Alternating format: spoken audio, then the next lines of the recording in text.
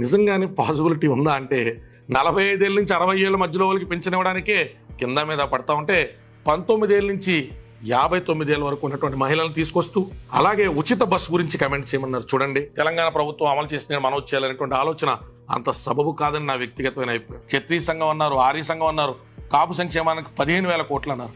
సాధ్యం కానటువంటి అలవు కానటువంటి హామీల వల్ల ఆయన మీద భయంకరమైనటువంటి ఒత్తిడి ఉన్నట్టుగా మేనిఫెస్టో అర్థమవుతుంది. ఇలాంటి మేనిఫెస్టో రూపొందిస్తారని నేనైతే మనస్ఫూర్తిగా అనుకోలేదు.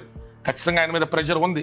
అమరావతి విషయంలోనే ఉండి, రకరకాల అంశాల్లోనే ఉండి, ఏజ్ ఫ్యాక్టర్లోనే ఉండి ఖచ్చితంగా ఆయన మీద ఒత్తిడి ఉన్నది. నేను కాదు, మీరు చదివినా కూడా ఒక మాదిరి తెలివితేటలతో చూసినా కూడా మీకు అర్థం. 60,000 కోట్ల రూపాయలు జగన్మోహన్ రెడ్డి గారు ఇంకొక 15% పెంచితేనే రేపు నుంచి ప్రభుత్వం అంటే అర్థం కానప్పుడు 30% పైచిలకు పెంచుకుని ఈ రకమైనటువంటి హామీలు ఇచ్చుకుంటా పోతా ఉంటే దీనిలో కొన్నిటికైతే కేంద్ర సహకారం తీసుకుంటానని రాశారు.